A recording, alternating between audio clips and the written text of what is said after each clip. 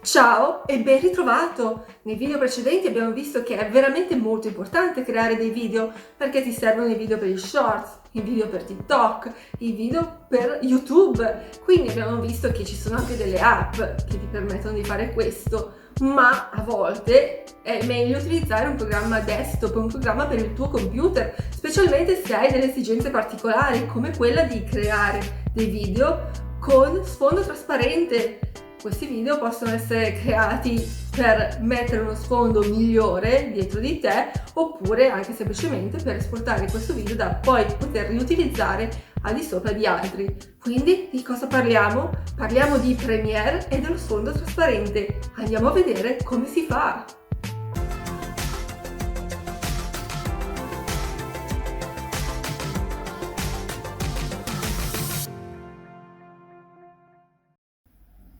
Ok, siamo arrivati ad una delle parti che mi piace di più dei nostri video. Qual è? Quella dell'azione, quella dove andiamo a vedere appunto come si fa e andiamo anche a curiosare all'interno di uno dei miei video, perché questa è una funzione che uso quasi sempre, quindi ti faccio vedere quello che faccio di solito. Quindi ho questo video che ho rinominato da uno dei nostri video precedenti, ok? E quindi vedi che ci sono io e dietro c'è l'ufficio.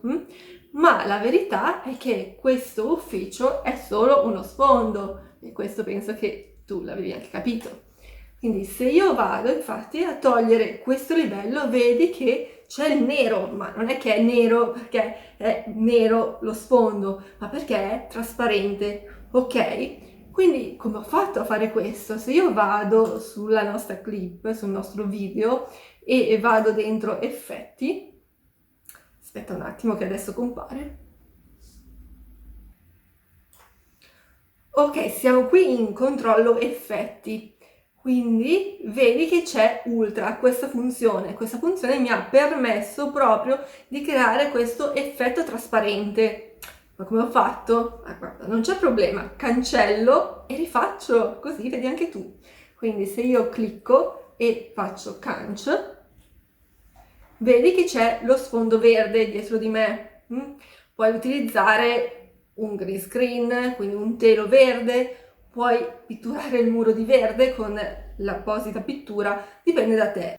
Perché verde? Perché il verde funziona molto bene con questa funzione, quindi anche nel cinema utilizzano il verde per poi aggiungere gli effetti speciali. Però puoi utilizzare anche un altro sfondo di un altro colore, però magari non funzionerà bene come questo. L'importante però è che sia omogeneo dietro, un colore unico. Va benissimo. Quindi io come faccio? Vado su effetti e cerco appunto ultra. Ok, lo trovo, tipo di trasparenza ultra.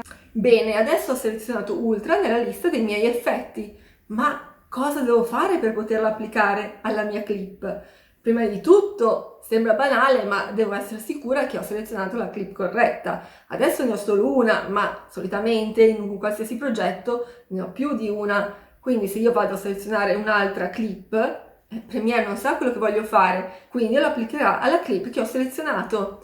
Perciò adesso seleziono la clip corretta, faccio doppio clic su Ultra.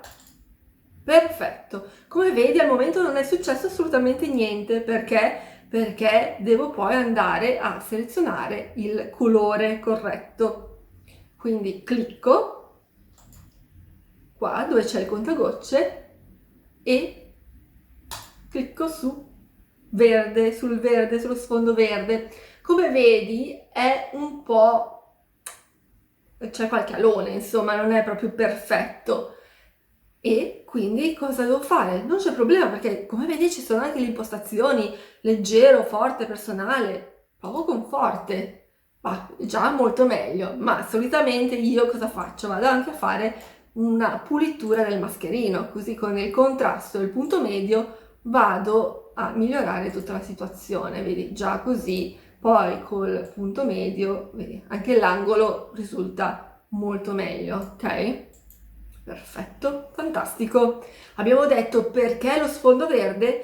Perché Questa funzione funziona molto bene con il verde, e anche nel cinema si usano il green screen, quindi è assolutamente fantastico e ti consiglio di utilizzare appunto uno sfondo verde che può essere il muro dipinto di verde con l'apposita pittura oppure semplicemente un telo o qualcosa appositamente messo di verde.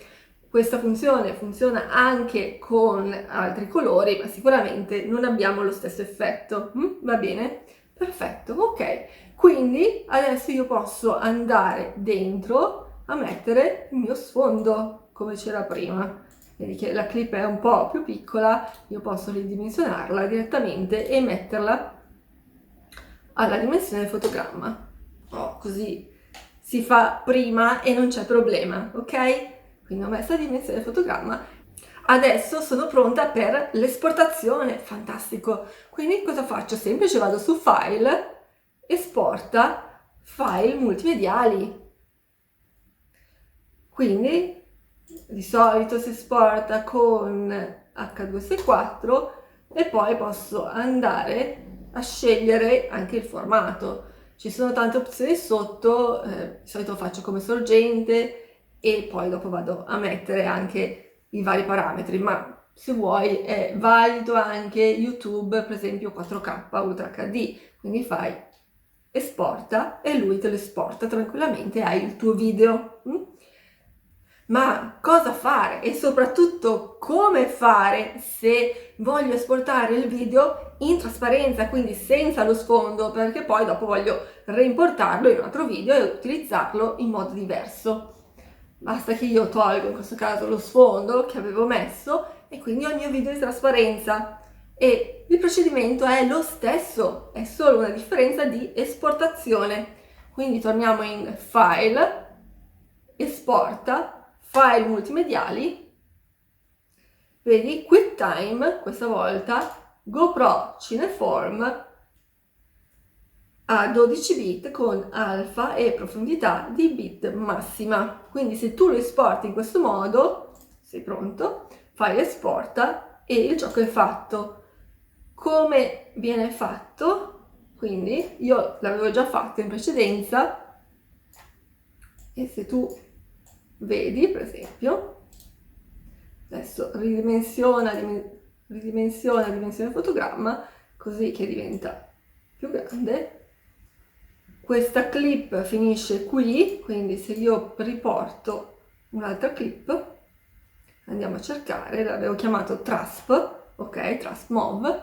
Ok, come vedi abbiamo la nostra clip Trasp Mov che è già in trasparenza perché si vede che è differente da tutte le altre. La importo nella mia timeline e come vedi è già in trasparenza. Perfetto, infatti se io tolgo lo sfondo è trasparente, proprio come lo era quella che avevo creato prima. Semplice, no? Che ne dici?